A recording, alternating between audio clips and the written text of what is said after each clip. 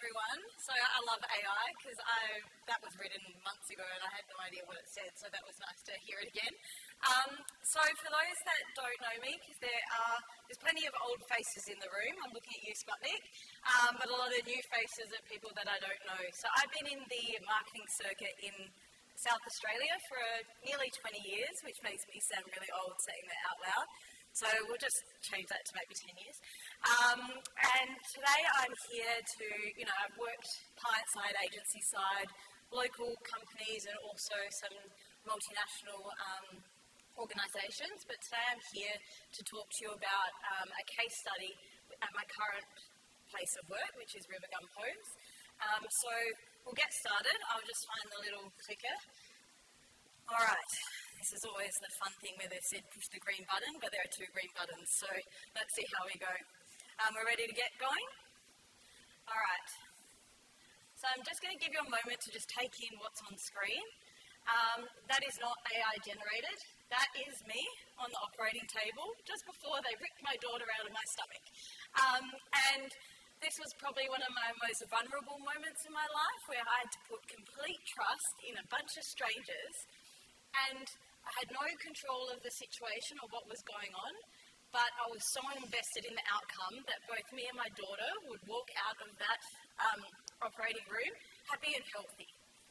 Now you're probably going, Tara, at a marketing conference, what the fuck are you talking about? Sorry, I also swear, so I should have prefaced that at the start. But this is how people feel when they're going through the building process. They're literally handing over all control to a builder. They're putting all of their life savings and their financial security into this project, and they're just trusting that it will go well, right? So that's the emotional kind of feeling that we deal with our customers. So when there's that much emotion going through, when people lose control and they feel powerless, a lot of frustration happens. And a lot of our reputational issues within the industry are fed by this emotion, right? Because when people are out of control, or humans when they're out of control, aren't necessarily their best selves. And I've seen the best and worst of people through this.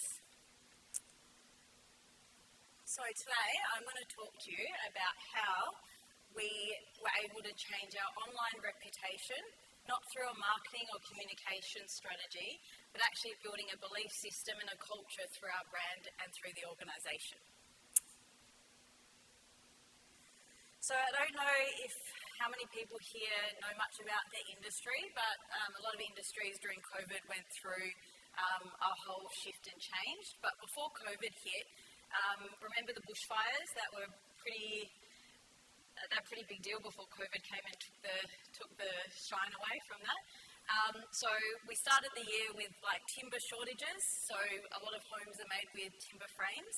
And then COVID came and there were trade issues. The whole industry was going through unprecedented blowout of build times, quality issues. It was just what I'd call a fucking schmozzle of a time. And customers were really feeling the impact during that time. So I joined Rivergum in 2023, so this was nearing the end of a lot of these people's journey, not only the customers but our staff that had to live through the craziness that was happening through that time. And, sorry, I'm going to laugh at my notes. I wrote some crazy notes last night, and this one was in the words of Taylor Swift, haters are going to hate, hate, hate. I don't know where that came from. But internally, so I joined the business as a consultant, so I had a really good opportunity to kind of step back and see what was going on. And there was a whole lot of burnout, high staff turnover, really emotive customers that had had a really poor experience losing control, a lot of blame across the business. So sales team were blaming the marketing team, the customer service team were blaming the marketing team, the construction team were blaming the design team. It was all everyone else's fault. And no one really knew, everyone felt out of control. People were hiding from trying to solve problems. Not because anyone woke up that morning and went, I'm going to go to work and do a shit job. They just didn't know how to deal with what was going on and what they were dealing with. So our online reputation wasn't getting hit by like one particular incident. It was because of our system and what we were working in, and it was just broken. And so the team really needed to kind of have a reset of, how they did their day-to-day. So our online reviews, and I'm going to stick to Google at this point, but there's product review, and then I found out there's like 10 other review sites. So when you've got a troll, they really love to try and find every single review site to leave a bad review. But for every 5-star review the company got, we probably got another 4 1-star reviews straight after. People were feeling like they weren't getting answers, they weren't hearing from us, and there were also, little communities online that would build and find other people to put 1 star, so we're almost getting attacked from all angles. And there's you can't blame them, they're building. It was, a 12-month, I think at one point you'd say you could build a house in 36 weeks. A lot of these builds were going to almost a 3-year build time, which wasn't the fault of anyone, just the fact that that's what was happening in the industry. So you can imagine coming to work every day. The marketing team were in charge of the 1-star, not the 1-star, but in charge of the reviews, which is a fundamental flaw in the process. They would then pass the review on to the customer service team. The customer service team would go, now that customer, blah, blah, blah, blah, blah, and no one would actually do anything about the review. So it was a bit of that anxiety that was kind of being driven in that marketing team. I remember coming in every morning, you kind of feel like, oh God, what's going to happen now? The reviews were very scathing. They were very appalling building company, very much about the brand, less so about the people, but really hating the company. So we had a few problems there.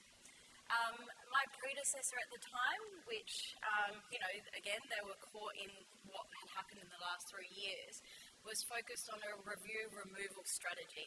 So I don't know how many of you guys know of these companies that tell you they can remove a Google review, and you pay them for that. So we were paying, I think it was $750, but that was a discounted rate, so it could be up to $900 to remove a review. It can take 3 to 6 months. The reviews that they remove are a bit weird because there's no real fundamental reason for reviews getting removed. And then our internal team would then send that around going, yay, we removed Joe's review. And so that was kind of what they were focused on. And from there it was like, okay, well this isn't working. People not only on reviews, but there were social media pages and people were calling us river scum. So there was, all these things that as a brand you don't want out there.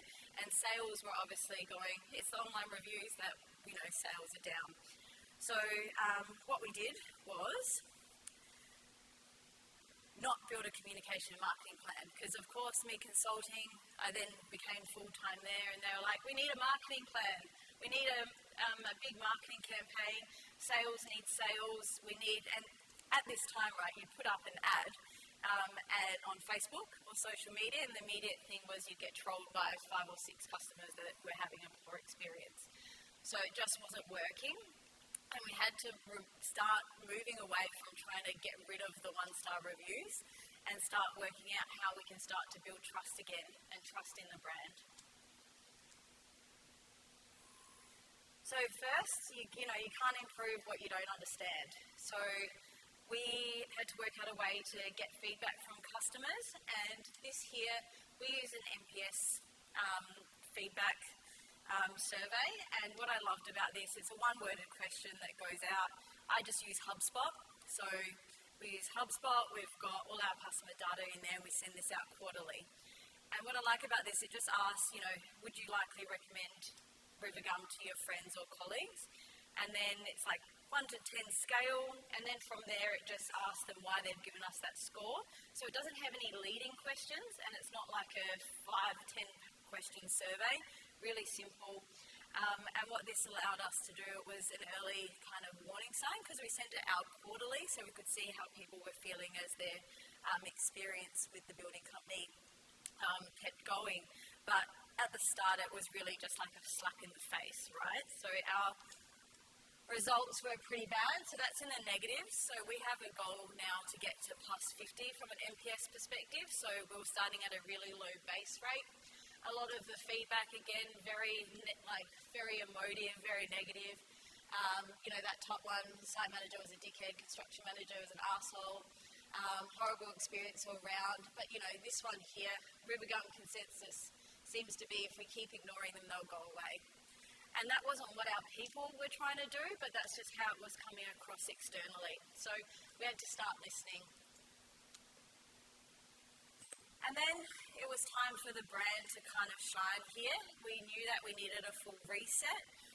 We needed our culture to start again and give our people a reason to believe and give them purpose to come to work every day.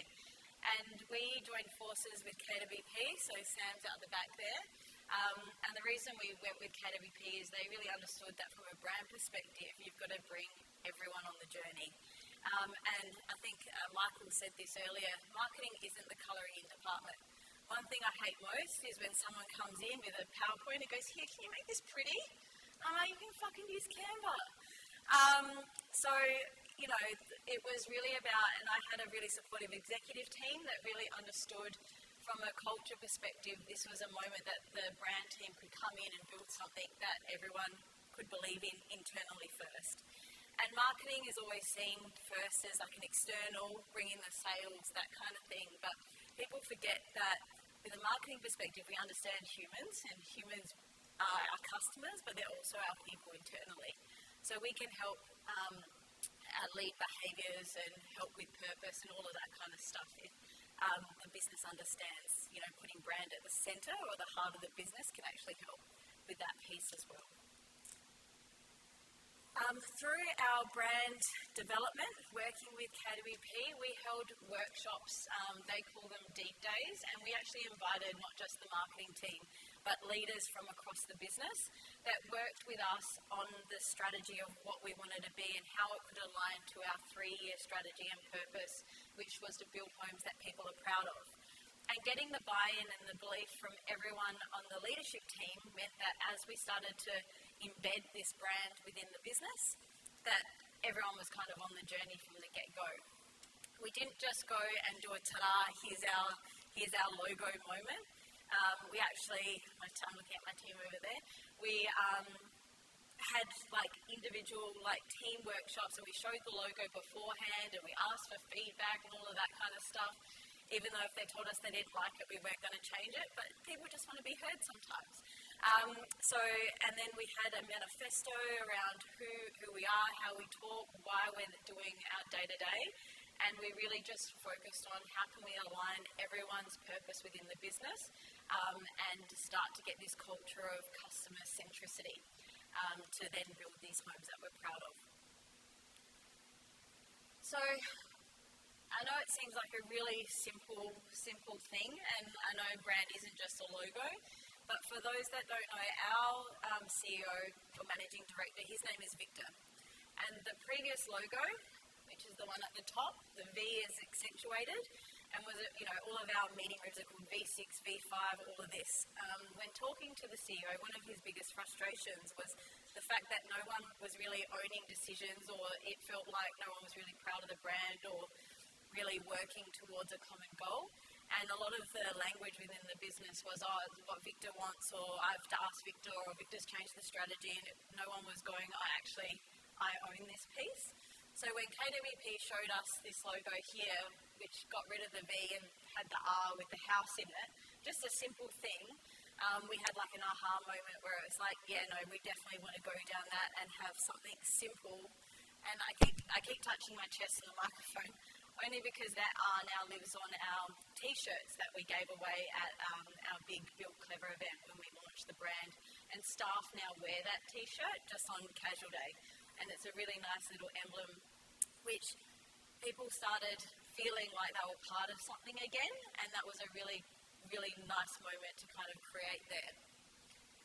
I also got to mention on the other slide, one of the key launch days for our brand wasn't just about marketing and the brand launching.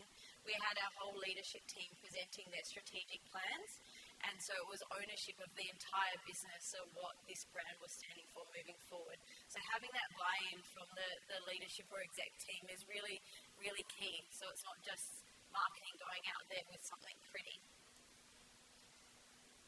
Another key, simple thing that we pulled together was we noticed that our staff were, they were hiding behind keyboards similar to our customers.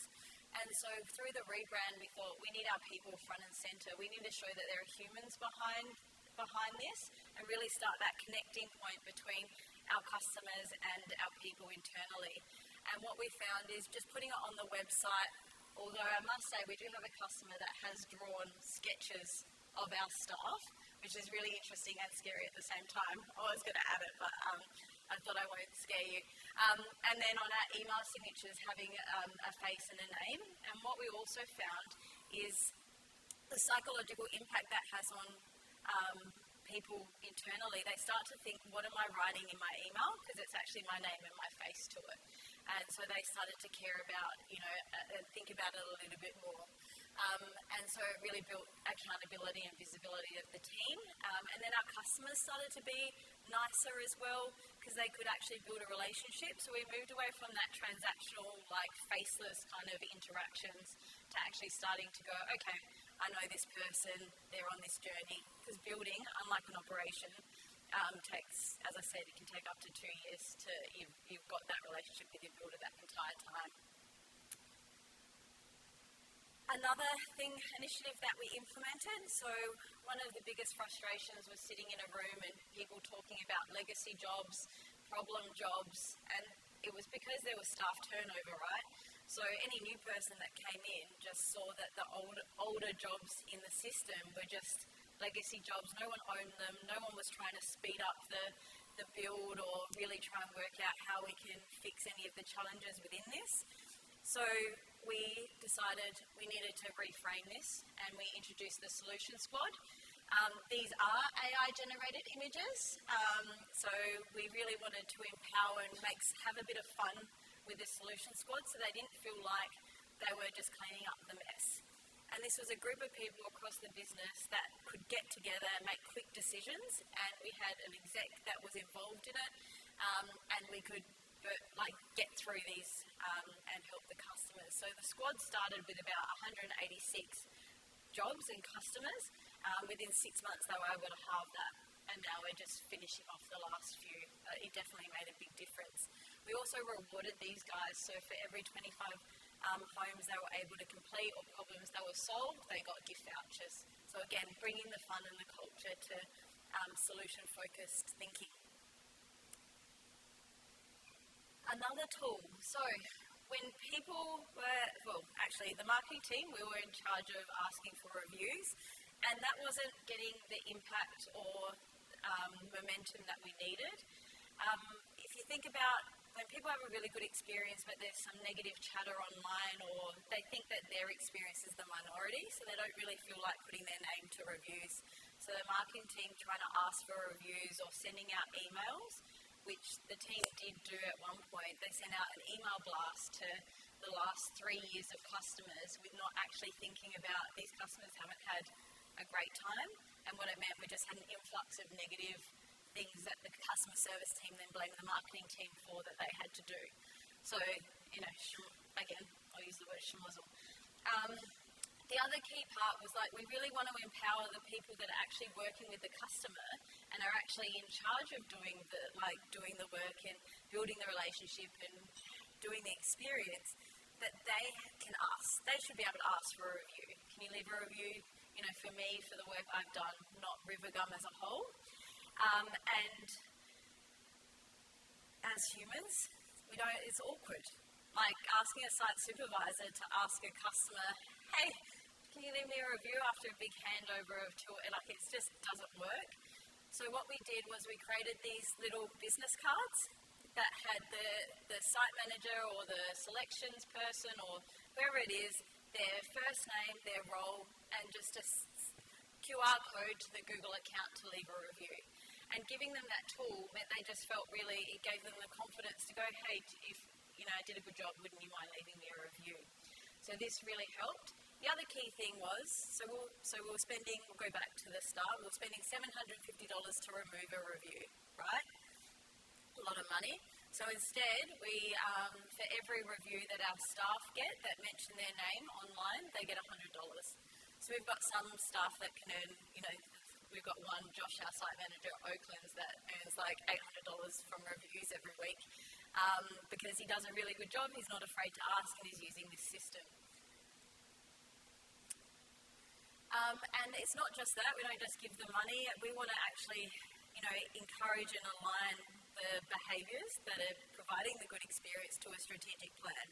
So every review that goes up gets an email from myself which says thank you and aligns it to a value or a behaviour that we want out of our strategic plan. All the execs are included in that email, as well as their management team. And then just the simple thing of like the chairman of the board responding and going, good work and talking about the values again, creates a sense of pride, and the staff actually, walk around and they feel great, and we've had thank yous just for acknowledging the work that's being done, and it just creates a great vibe within the office. I think when we first had this initiative, there were joys of screams of joy, clapping in the office when someone would get a review, and it was a really nice feeling. The other piece is, what do you do when you do get one-star reviews or complaints online? And this is one of the things where, we've had to learn as we go. You don't want people going to reviews because they think they're going to get something out of it. And there's so many times that we've been in a situation where a customer will go, well, I'm going to give you a one-star review if you don't give me this. Or they don't like the outcome of it. And they're like, a fair, we've looked at it fairly and we've said, no, we're not going to do this, and they'll go, well, I'm going to go once, because they think that that's the behaviour that's going to get them what they want. So what we try and do is, reviews go online, we'll always respond in, email us at customerfeedback.com.au, that generic, we'll get back to you. But we'll find out internally who was dealing with that customer, if we can work out who they are straight away, and then we just ensure that we get on to whatever that customer experience at that time was. So we don't link it to the fact that they've left this review online. And that also helps, and it's just about being fast, escalating quickly as well. And if you escalate complaints quickly internally, people don't need to go to reviews, because usually they're going online or to social media because they don't feel heard, or they need they're needing something. The other key part of reputation online is the story that gets told about you, and if you don't own the narrative, it can get out of hand really quickly. So during this time, we had a few people that had a bad experience, but they had decided they were going to go on this journey of trying to create reputational damage for us. So, saying that we were closing down, we weren't paying trades, that really to scare the people around what was happening, or our current customers about what was happening.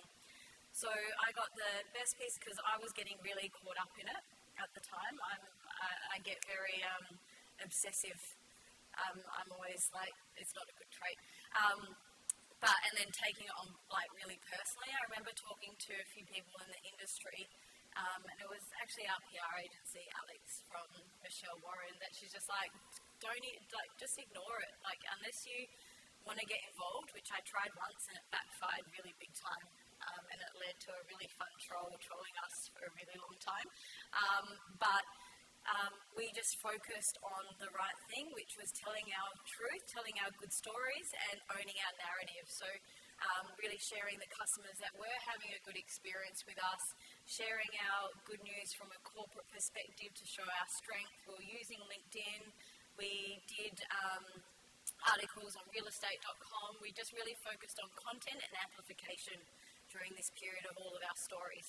Because if you're not telling your story, someone else is, and you don't want that, really, because that's where it goes bad.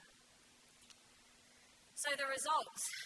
It creates consistency, and it takes everyone in the business to show up and provide the experience that we're giving. So we started off at 2.5, we're now at 3.6. For those that don't know, for every 1-star review you get, it takes five-star reviews to negate that 1 star.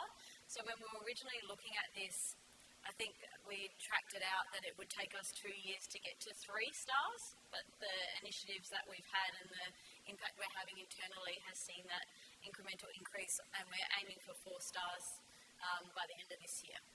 And the industry is about that 3.5 star space, so we are getting there.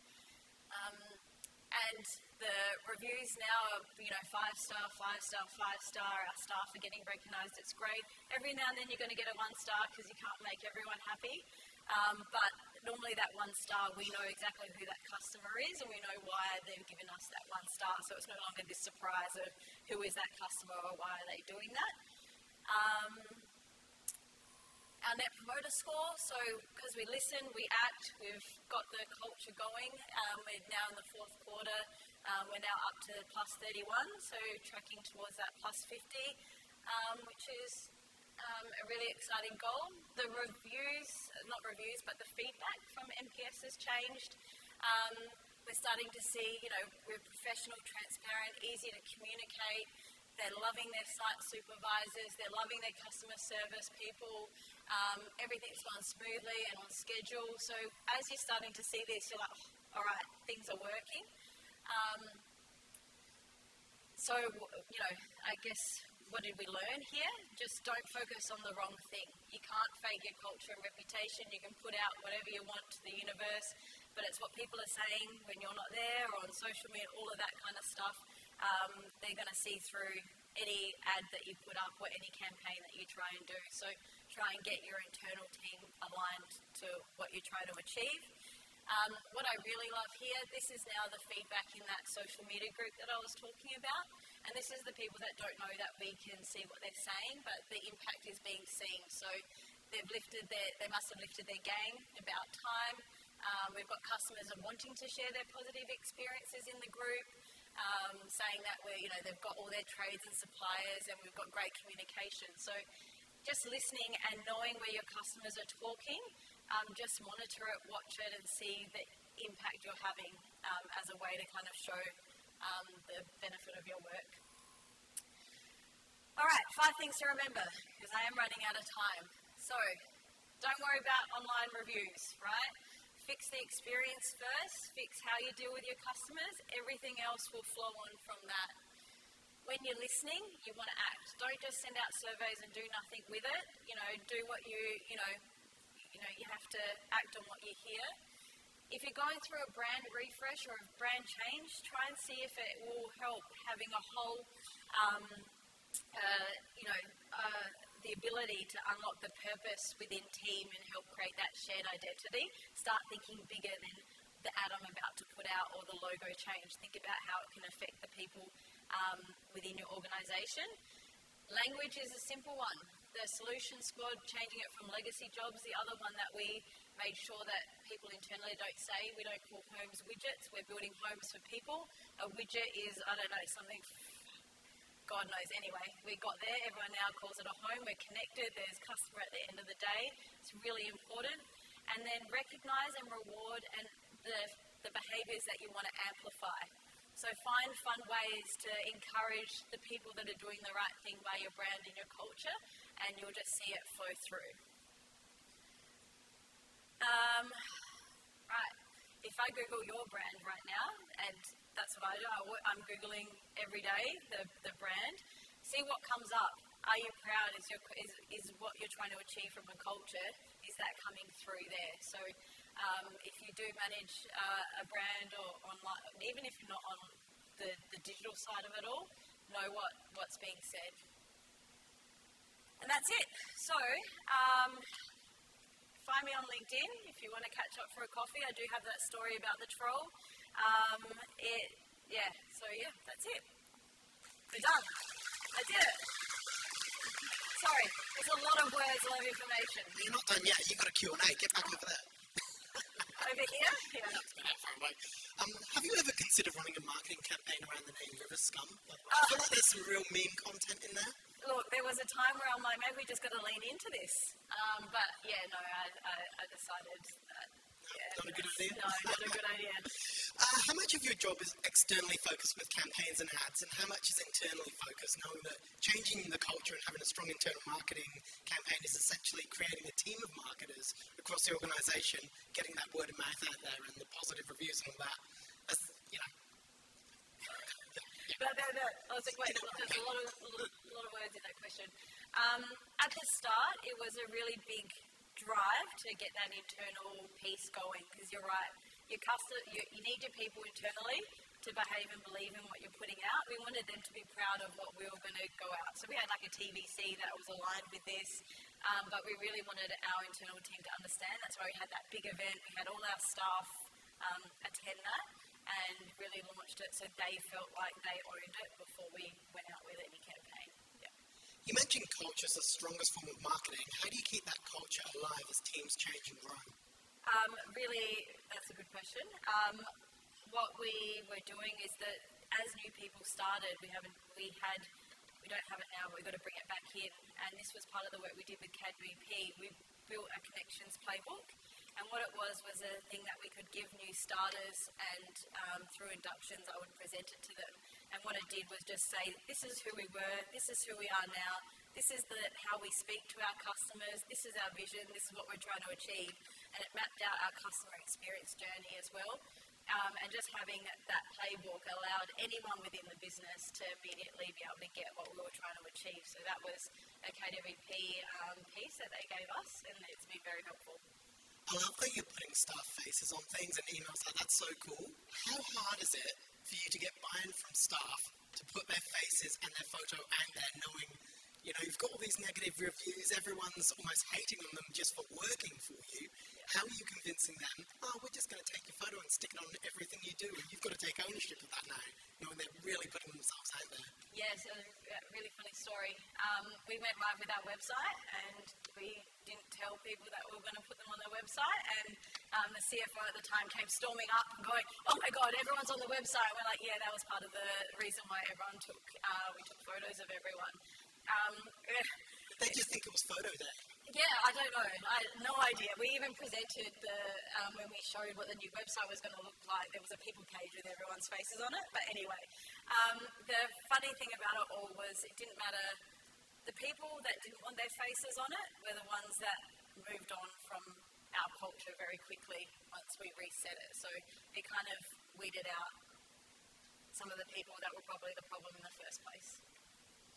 What's the difference in sales and new business over the past year? The difference in sales? Yeah. Yeah. So it was actually interesting. When I started at Rivergum, they would do a marketing campaign and leads would come in, but the quotes and sales just remained the same, right? But the marketing team would go, we're doing a really good job. Leads look at all the leads coming in, but nothing was actually happening on the bottom line. And then as soon as we did the rebrand and reshift and started focusing on the culture, I don't know the percentage, but we started getting high quality leads, and the sales team were able to convert a lot easier. So the noise around we need to put down prices or started to die down, because we were starting to they weren't having to fight for a sale as much anymore, and having to do that, yeah. So I don't know the exact number, but off the top of my head, there was I don't know what that is, but an increase. Things are going up. Yes. Upwards, that way. Yeah, and then we changed our business strategy in January, so all the work we'd done in the retail space, and seeing the increase kind of has dissipated, but we're now refocusing on B2B. Yeah. What advice would you give to leaders trying to shift from a reactive reputation strategy to a proactive one? Just keep looking internally. Don't worry about what your competitors are doing. I think that's what the mistakes that most people do, is they try and look at what the competitors are doing and then try and copy, but just focus on what do you want from your team and the outcome you're looking for.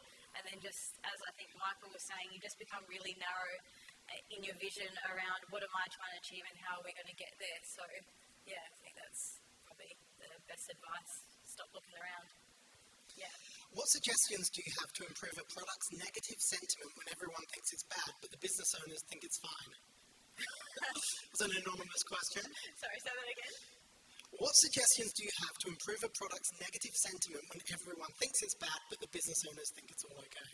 Yeah, so that, I think that was, we had a little bit of that at the start. So I remember the one-star reviews were coming through and having a chat with the exec team, and they're like, no, but there are people having a great experience and things are good and we're doing, I'm just like, well, no, I think we just got to listen to what's going on here. And it's just showing the data and just going, because you can go, I had a gut feel around what was happening and I knew, but unless I had the data, the survey to actually show that it wasn't just the trolls or just people online, but it was actually how our customers were feeling.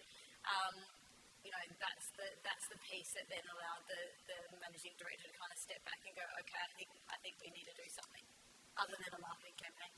Are you trying to get them to see, hey, these are real people, they're not just faceless people? The same as you're rebranding yourself and showing real people, it's the customer as well. These are real people going through real experiences, isn't it? 100%.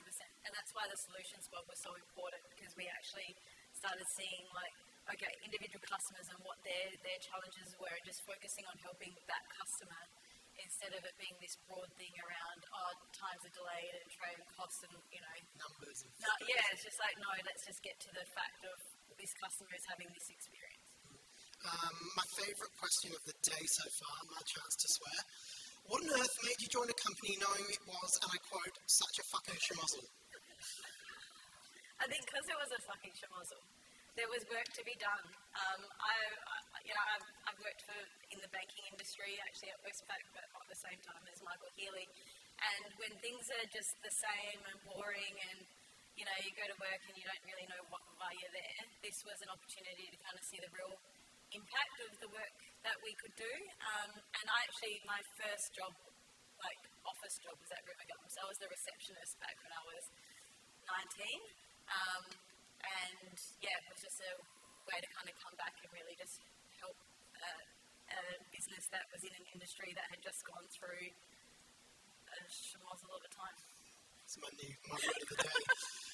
Question from Annalise. What has been your strategy to Reddit to deal with some of the responses there, with Reddit appearing in zero-click AI searches for brand reviews? What's that last bit?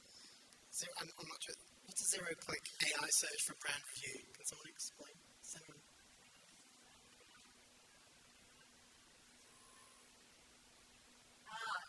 When in Google?